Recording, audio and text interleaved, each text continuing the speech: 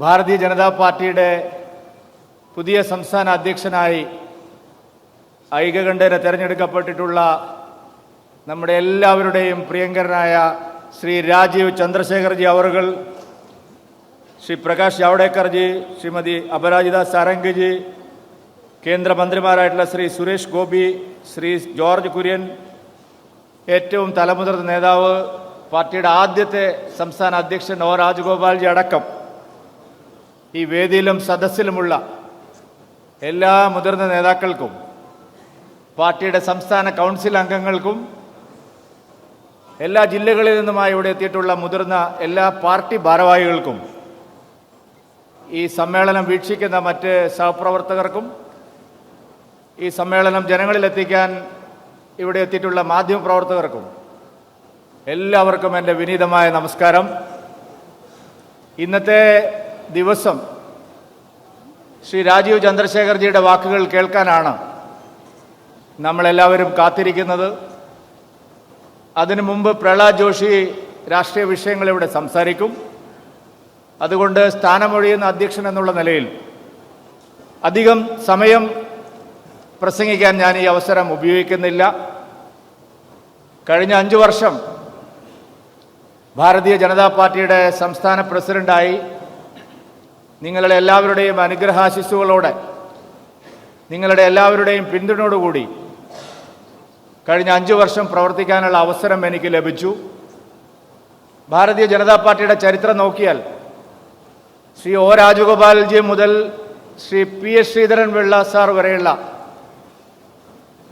അനേകം മഹാരഥന്മാരായിട്ടുള്ള നേതാക്കന്മാർ, രാജേട്ടൻ രാമപിള്ള സാർ,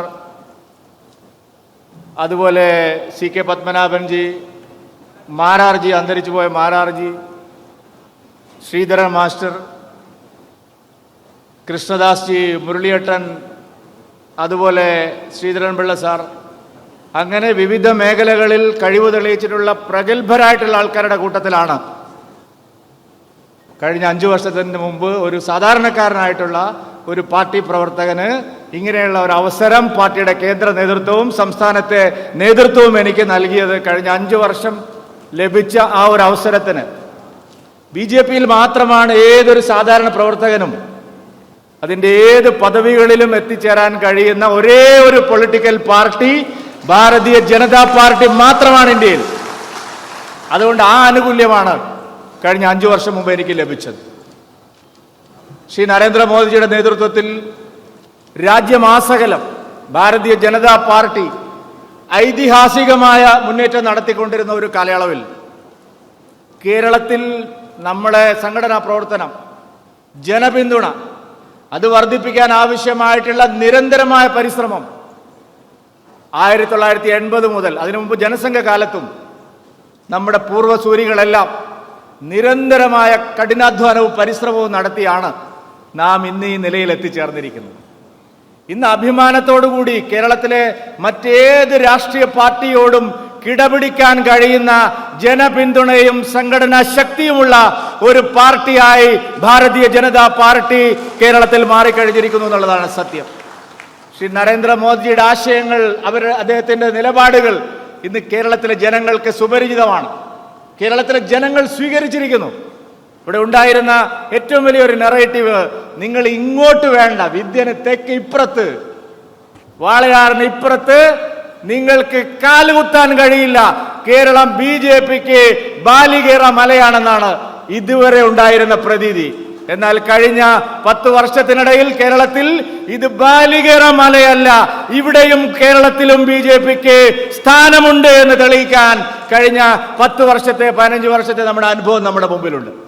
ഇന്ന് കേരളത്തിൽ ഭാരതീയ ജനതാ പാർട്ടിക്ക് ലോക്സഭയിലേക്ക് അംഗങ്ങളുണ്ട്.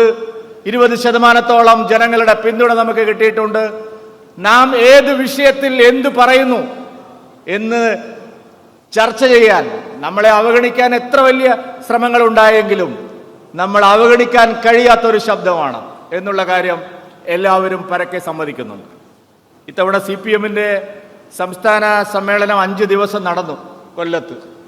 5 ദിവസത്തിൽ 3/4 സമയവും അവരുടെ പൊളിറ്റിക്കൽ റിപ്പോർട്ടിങ്ങിന്റെ ഭാഗമായിട്ടുള്ള റിപ്പോർട്ടിങ്ങിൽ 3/4 സമയവും അവർ ചെലവഴിച്ചത് കേരളത്തിലെ BJPയുടെ അഭൂതപൂർവമായ വളർച്ചയെക്കുറിച്ച് ചർച്ച ചെയ്യുന്നതിന് വേണ്ടിയായിരുന്നു എന്ന് നാം സമ്മതിക്കുന്നുണ്ട്. ലോക്സഭാ തെരഞ്ഞെടുപ്പ് കഴിഞ്ഞപ്പോൾ BJP പ്രകടനത്തെ സംബന്ധിച്ച് മാധ്യമ പ്രവർത്തകരും നിരീക്ഷകന്മാരും എല്ലാം വിലയിരുത്തി. ഒരാശയപരമായ വ്യതിയാനം കേരളത്തിൽ ഉണ്ടാകാൻ പോവുകയാണ്. കേവലമായ ഒരു സീറ്റിന്റെ മാത്രം വിജയമല്ല, കേരളത്തിലൊരു ഐഡിയോളജിക്കൽ ഷിഫ്റ്റ് വരികയാണ്. ഇത്രയും കാലം കേരളം പരീക്ഷിച്ച് പരാജയപ്പെട്ട ആശയങ്ങളിൽ നിന്നും മാറി ഒരു പുതിയ ആശയത്തിന് കേരളത്തിലെ ജനങ്ങൾ സ്വീകരിക്കാൻ തുടങ്ങിയിരിക്കുന്നു എന്നുള്ള ഒരു ഘടനാപരമായിട്ടുള്ള മാറ്റമാണ് കേരളത്തിൽ ഉണ്ടായതെന്നാണ് എല്ലാവരും വിലയിരുത്തിയത്. അങ്ങനെ ശക്തമായൊരു ബഹുജന അടിത്തറയും അതിശക്തമായിട്ടുള്ള ഒരു സംഘടനാ മിഷണറിയും പുതിയ അധ്യക്ഷൻ ശ്രീ രാജീവ് ചന്ദ്രശേഖർജിക്ക് അതിവേഗം കുതിച്ചു മുന്നോട്ട് പോകാനുള്ള ഒരു കരുത്താണ്. രാജീവ് ചന്ദ്രശേഖർജി പാർട്ടിയുടെ പുതിയ അധ്യക്ഷനായി വരുമ്പോൾ അദ്ദേഹത്തിന് ദൈനംദിന രാഷ്ട്രീയ പ്രവർത്തന പാരമ്പര്യമുണ്ടോ എന്നൊക്കെ ചില ആളുകൾ, മാധ്യമങ്ങൾ, ചില വിമർശകന്മാർ തുടങ്ങിയിട്ടുണ്ട്. ദൈനംദിന രാഷ്ട്രീയ പ്രവർത്തനത്തിന് പൂർണ്ണമായിട്ടും സജ്ജനായിട്ടുള്ള അദ്ദേഹത്തിന് അത് 100% ദൈനംദിനം പൊളിറ്റിക്കൽ ആക്ടിവിറ്റി നടത്താൻ കഴിയുന്ന ഒരാളാണെന്ന് തിരുവനന്തപുരത്തെ കഴിഞ്ഞ ഒരു വർഷത്തെ അനുഭവം നമ്മുടെ മുമ്പിലുണ്ട്. അദ്ദേഹം ലോക്സഭാ തെരഞ്ഞെടുപ്പിൽ തിരുവനന്തപുരത്ത് സ്ഥാനാർത്ഥിയായി വരുമ്പോൾ ഇതേ ചോദ്യം എല്ലാവരും ചോദിച്ചു. രാജീവ് ചന്ദ്രശേഖർജിക്ക് എങ്ങനെയാണ് ഒരു ദൈനംദിന പ്രവർത്തകനായിട്ട് വരാൻ കഴിയുന്നത്? 5 ദിവസം കഴിഞ്ഞപ്പോ വിമർശകന്മാരെല്ലാം അവരുടെ നിലപാട് മാറ്റി രാജീവ് ചന്ദ്രശേഖർജിയെ പോലെ സ്വീകാര്യനായ ഒരു നേതാവ് തന്നെയാണ് തിരുവനന്തപുരത്തിനും കേരളത്തിനും വേണ്ടതെന്ന് അവർ മാറ്റി പറഞ്ഞിട്ടുണ്ട്. അതുകൊണ്ട് രാജീവ് ചന്ദ്രശേഖർജിയുടെ 3 പതിറ്റാണ്ട് കാലത്തെ അനുഭവ പാരമ്പര്യവും അദ്ദേഹത്തിന്റെ തീക്ഷ്ണമായിട്ടുള്ള ജീവിത അനുഭവങ്ങളും അദ്ദേഹം കൈവച്ച മേഖലകളിലെല്ലാം നേടിയിട്ടുള്ള ഉജ്ജ്വലമായിട്ടുള്ള വിജയങ്ങളും കേരളത്തിലെ പാർട്ടിക്ക് നവോന്മേഷം നൽകും. ഒരു പുതിയ കുതിച്ചുചാട്ടത്തിന് അദ്ദേഹത്തിന്റെ കടിഞ്ഞാൺ, അദ്ദേഹത്തിന്റെ കയ്യിലിരിക്കുന്ന കടിഞ്ഞാൺ അദ്ദേഹം അത് ഉപയോഗിച്ച് മുന്നോട്ട് കൊണ്ടുപോകുമെന്നുള്ള കാര്യത്തിൽ സ്ഥാനമൊഴിയുന്ന അധ്യക്ഷൻ എന്നുള്ള നിലയിൽ എനിക്ക് യാതൊരു സംശയവുമില്ല. അദ്ദേഹത്തിന്റെ പേര് പാർട്ടിയുടെ സംസ്ഥാന അധ്യക്ഷ സ്ഥാനത്തേക്ക് പരിഗണിക്കപ്പെടുന്നു എന്നുള്ള ആശയം ഉരുത്തിരിഞ്ഞു വന്ന ഉടനെ തന്നെ കേരളത്തിലെ എല്ലാ BJP നേതാക്കളും ഒരുമിച്ചിരുന്ന് അദ്ദേഹം ആയിരിക്കും അടുത്ത 5 വർഷം കേരളത്തിൽ ഭാരതീയ ജനതാ പാർട്ടിയെ നയിക്കേണ്ടതെന്ന് ഐകകണ്ഠേനയാണ് തീരുമാനമെടുത്തത്. കഴിഞ്ഞ 4 മാസമായിട്ട് ഈ മുന്നിൽ നിൽക്കുന്ന നമ്മുടെ മാധ്യമ സുഹൃത്തുക്കളെല്ലാം എന്തെല്ലാം പ്രചരണങ്ങൾ നടത്തി, എന്തെല്ലാം വ്യാഖ്യാനങ്ങൾ ഉണ്ടായി, എന്തെല്ലാം ആഖ്യാനങ്ങൾ ഉണ്ടായി, അതിനെല്ലാം അപ്പുറത്താണ് ഭാരതീയ ജനതാ പാർട്ടിയുടെ കാര്യങ്ങളെന്ന് തെളിഞ്ഞിരിക്കുകയാണ് അദ്ദേഹത്തിന്റെ സ്ഥാനാരോഹണത്തിലൂടെ എന്നുകൂടി പറയാൻ ഞാൻ ഈ അവസരം ഉപയോഗിക്കുകയാണ്. ഞാൻ ദീർഘിപ്പിക്കുന്നില്ല. വളരെ ഘടനാപരമായിട്ടുള്ള പല മാറ്റങ്ങളും കഴിഞ്ഞ കുറച്ച് കാലങ്ങളായിട്ട് നമ്മുടെ പാർട്ടിക്കകത്ത് വന്നുകൊണ്ടിരിക്കുന്നു. കേരളത്തിൽ ഒരു പൊളിറ്റിക്കൽ പാർട്ടിയും കൈവയ്ക്കാൻ തയ്യാറായിട്ടില്ലാത്ത മേഖലകളിലെല്ലാം ഭാരതീയ ജനതാ പാർട്ടി കൈവച്ചിരിക്കുന്നു. സുഹൃത്തുക്കളെ, 280 പാർട്ടി മണ്ഡലം പ്രസിഡന്റുമാരിൽ 39 വനിതാ മഹിളാ പ്രസിഡന്റുമാരെ നിയമിക്കാൻ ഭാരതീയ ജനതാ പാർട്ടിക്ക് സാധിച്ചിരിക്കുന്നു. CPM-നോ കോൺഗ്രസിനോ 2 പതിറ്റാണ്ട് കഴിഞ്ഞാലും സ്വപ്നം കാണാൻ കഴിയാത്ത ഒരു നേട്ടമായി ഞാൻ അതിനെ കണക്കാക്കുകയാണ്. അവർക്ക് സ്വപ്നം പോലും കാണാൻ കഴിയില്ല. 30 ജില്ലാ കമ്മിറ്റികളിൽ 4 ജില്ലാ കമ്മിറ്റികൾ നയിക്കുന്നത് വനിതാ രത്നങ്ങളാണ്. നാരി ശക്തി എന്നുള്ളത് ഒരു മുദ്രാവാക്യം മാത്രമല്ല ഭാരതീയ ജനതാ പാർട്ടിക്ക്, അതൊരു യാഥാർത്ഥ്യമാണ് എന്ന് തെളിയിക്കാൻ നമുക്ക് കഴിഞ്ഞിട്ടുണ്ട്.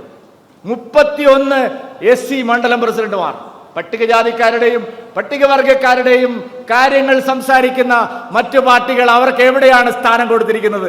ഇന്നലെ കൊടിക്കുന്നിൽ സുരേഷ് പറഞ്ഞിരിക്കുന്നു, ഒരു പട്ടികജാതിക്കാരനാണെന്നുള്ളതിന്റെ പേരിൽ ഞാൻ കോൺഗ്രസിനകത്ത് അവഗണന നേരിടുകയാണ്. ആ കാലത്താണ് 31 പട്ടികജാതി മണ്ഡലം പ്രസിഡന്റുമാരെ നിയമിക്കാൻ ഭാരതീയ ജനതാ പാർട്ടിക്ക് സാധിച്ചിരിക്കുന്നത്. 8 പട്ടികവർഗ മണ്ഡലം പ്രസിഡന്റുമാരെ, ST മണ്ഡലം പ്രസിഡന്റുമാരെ കേരളത്തിൽ ഭാരതീയ ജനതാ പാർട്ടിക്ക് ഈ സംഘടനാ തെരഞ്ഞെടുപ്പിൽ സാധിച്ചിട്ടുണ്ട്.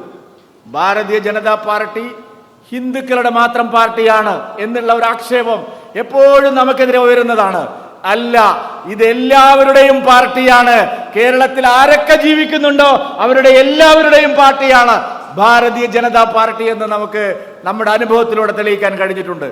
ഇത്തവണ 30 ജില്ലാ പ്രസിഡന്റുമാരിൽ 3 ജില്ലാ പ്രസിഡന്റുമാർ ക്രൈസ്തവ സമുദായത്തിൽ നിന്നുള്ളവരാണ് എന്ന അഭിമാനത്തോടെ പറയാൻ എനിക്ക് സാധിക്കും. ഏതെങ്കിലും 3 ജില്ലാ കമ്മിറ്റികളല്ല. ഇതാ ഇവിടെ ഇരിക്കുന്നുണ്ടല്ലോ സുരേഷ് ഗോപിജി, നമ്മുടെ കേന്ദ്രമന്ത്രി. അദ്ദേഹം തിരുവനന്തപുരത്ത് ജയിച്ച ലീഡ് ചെയ്ത 6 മണ്ഡലങ്ങളിൽ 4 മണ്ഡലങ്ങളും ഉള്ള ജില്ലാ കമ്മിറ്റിയാണ് ഞങ്ങൾ. ക്രൈസ്തവ സമുദായ തൃശൂർ, ആ 4 അസംബ്ലി മണ്ഡലങ്ങൾ ഉൾപ്പെടുന്ന ജില്ലാ കമ്മിറ്റിയാണ് ഒരു ക്രൈസ്തവ നേതാവിനെ നയിക്കാനായിട്ട് ഭാരതീയ ജനതാ പാർട്ടി തീരുമാനിച്ചിരിക്കുന്നതെന്നുള്ള കാര്യം പറയാൻ ഞാൻ ആഗ്രഹിക്കുകയാണ്. അവിടെ മാത്രമല്ല, കോട്ടയത്ത് ഭാരതീയ ജനതാ പാർട്ടിക്ക് ഏറ്റവും സ്വാധീനമുള്ള സ്ഥലങ്ങളിൽ, ഇടുക്കി ജില്ലയിൽ BJPക്ക് ഏറ്റവും സ്വാധീനമുള്ള സ്ഥലങ്ങളിൽ 3 ക്രിസ്ത്യൻ ജില്ലാ പ്രസിഡന്റുമാരെ ഇത്തവണ നിയമിക്കാൻ സാധിച്ചിട്ടുണ്ട്. എല്ലാ വിഭാഗം ജനങ്ങളെയും, എല്ലാ ക്ലാസ്സുകളിലുള്ള ജനങ്ങളെയും, എല്ലാ തരത്തിലുമുള്ള സാമൂഹ്യമായിട്ടുള്ള വിവേചനത്തിന് വിധേയമായിട്ടുള്ള ജനവിഭാഗങ്ങളെയും പാർശ്വവൽക്കരിക്കപ്പെട്ടവരെയും സംസ്ഥാനത്തും മണ്ഡലങ്ങളിലും ബൂത്തുകളിലും നേതൃനിരയിലേക്ക് ഉയർത്തിക്കൊണ്ടുവരാനുള്ള കഠിനമായിട്ടുള്ള പരിശ്രമം കഴിഞ്ഞ കുറച്ചു കാലമായിട്ട് BJP നടത്തിക്കൊണ്ടിരിക്കുകയാണ്. അതിൻ്റെ ഗുണം ഈ നാട്ടിലെ ജനങ്ങൾക്ക് ഭാരതീയ ജനതാ പാർട്ടിയിലുള്ള വിശ്വാസം വർദ്ധിക്കാൻ സഹായകമായിട്ടുണ്ട്. ഒരു കാര്യം മാത്രം പറഞ്ഞുകൊണ്ട് ഞാൻ അവസാനിപ്പിക്കാം. 3 മുന്നണികളുള്ള സംസ്ഥാനമാണ് കേരളം. മറ്റ് പല സംസ്ഥാനങ്ങളും 2 മുന്നണികളോ 2 പാർട്ടികളോ മത്സരിക്കുന്ന സ്ഥലമാണ്. 3 മുന്നണികൾ ഓടുമ്പോൾ 3-ാം സ്ഥാനത്ത് നിൽക്കുന്ന ഒരു മുന്നണിയെ നയിക്കുക അല്ലെങ്കിൽ ഒരു പാർട്ടിയെ നയിക്കുക എന്നുള്ളത് കേരളത്തെ സംബന്ധിച്ച് അനുഭവത്തിന്റെ അടിസ്ഥാനത്തിലാണ് വളരെ ശ്രമകരമായിട്ടുള്ള ഒരു ജോലിയാണ്. കാരണം ഇവിടെ കൈ നനയാതെ മീൻ പിടിക്കണമെന്ന് ആഗ്രഹിക്കുന്ന പ്രതിപക്ഷമാണ് ഇരിക്കുന്നത്. ഏത് വിഷയത്തിലും സർക്കാരിനെതിരെ ശക്തമായിട്ടുള്ള സമരങ്ങളുമായി ജനകീയ വിഷയങ്ങൾ ഉയർത്തിപ്പിടിച്ച് മുന്നോട്ട് കൊണ്ടുപോകുമ്പോൾ അതിന്റെ സ്വാഭാവികമായിട്ടുള്ള പ്രയോജനം ഈ പ്രതിപക്ഷത്തിനാണ് പോകുന്നത്. നമ്മളെ സംബന്ധിച്ച് ഏറ്റവും ബുദ്ധിമുട്ടുള്ള ഒരു കാര്യമാണത്. നാം അധ്വാനിക്കുന്നതിന്റെ ഫലം കാലാകാലങ്ങളിൽ UDF കൊയ്തെടുക്കുകയാണ്. പക്ഷെ നാം കഴിഞ്ഞ കുറച്ച് കാലങ്ങളായിട്ട് നിശ്ചയിച്ചു, LDFനെ ആശയപരമായി നേരിടുമ്പോഴും സർക്കാരിനെ രാഷ്ട്രീയമായി നേരിടുമ്പോഴും അതിന്റെ ഒരു ആനുകൂല്യവും UDFന് ലഭിക്കാൻ പാടില്ല എന്നുള്ള വളരെ കൃത്യമായ ഒരു നിലപാട് സ്വീകരിച്ചുകൊണ്ടാണ് നാം കേരളത്തിൽ മുമ്പോട്ട് പോയത്. അതാണ് ഭാരതീയ ജനതാ പാർട്ടിക്ക് അടിസ്ഥാനപരമായി വളരാനുള്ള വഴിയൊരുക്കിയത്. ദൗർഭാഗ്യകരമെന്ന് പറയട്ടെ, തദ്ദേശ സ്ഥാപനങ്ങളിൽ പലതരത്തിലും UDF BJP മെമ്പർമാരെ സ്വാധീനിക്കാനുള്ള ശ്രമങ്ങൾ നടത്തിയപ്പോഴെല്ലാം കണ്ണിലെണ്ണയൊഴിച്ച് കാത്തിരുന്ന് ഒരു പഞ്ചായത്തിൽ പോലും UDFുമായിട്ടോ LDFുമായിട്ടോ സഹകരിക്കാൻ പാടില്ല എന്നുള്ള കർശനമായ നിലപാട് പാർട്ടി എടുക്കുകയും 50-ൽ പരം മെമ്പർമാരെ ദുഃഖത്തോടു കൂടിയാണെങ്കിലും അവരെ പാർട്ടിയിൽ നിന്ന് സസ്പെൻഡ് ചെയ്യുകയും ഒരു തരത്തിലും UDFും LDFുമായിട്ട് നീക്കുപോക്കില്ലാതെ സ്വതന്ത്രമായ നിലപാട് സ്വീകരിച്ച് മുന്നോട്ട് പോകണം എന്ന് തീരുമാനിച്ചതിന്റെ അടിസ്ഥാനത്തിലാണ് ഈ മാറ്റങ്ങൾ ഉണ്ടായിരിക്കുന്നത്. കഴിഞ്ഞ ഒരു ദശാബ്ദം നമ്മളെ സംബന്ധിച്ചിടത്തോളം ഭാരതീയ ജനതാ പാർട്ടിയുടെ വളർച്ചയുടെ ദശാബ്ദമാണ്. ഇനി വരുന്ന ദശാബ്ദം ഭാരതീയ ജനതാ പാർട്ടിയുടെ കേരളം ഭരിക്കാനുള്ള ദശാബ്ദമാണ്. ആ ദശാബ്ദത്തിൽ പാർട്ടിയെ നയിക്കാനുള്ള ഭാഗ്യം ശ്രീ രാജീവ് ചന്ദ്രശേഖർജിക്ക് ലഭിച്ചിരിക്കുന്നു. അദ്ദേഹത്തിന് അതിന് വിജയത്തിന്റെ പാതയിലേക്ക്, വിജയപഥത്തിലേക്ക് ഭാരതീയ ജനതാ പാർട്ടിയെ നയിക്കാൻ നിങ്ങളുടെ എല്ലാവരുടെയും അനുഗ്രഹത്തോടെ എല്ലാവിധ ആശംസകളും നേർന്നുകൊണ്ട്, എല്ലാവിധ ഭാവുകങ്ങളും നേർന്നുകൊണ്ട് ശ്രീ രാജീവ് ചന്ദ്രശേഖർജിയെ അഭിനന്ദിച്ചുകൊണ്ട് ഞാൻ എന്റെ വാക്കുകൾ അവസാനിപ്പിക്കുന്നു. നിങ്ങൾക്ക് നമസ്കാരം. ഭാരത് മാതാ കി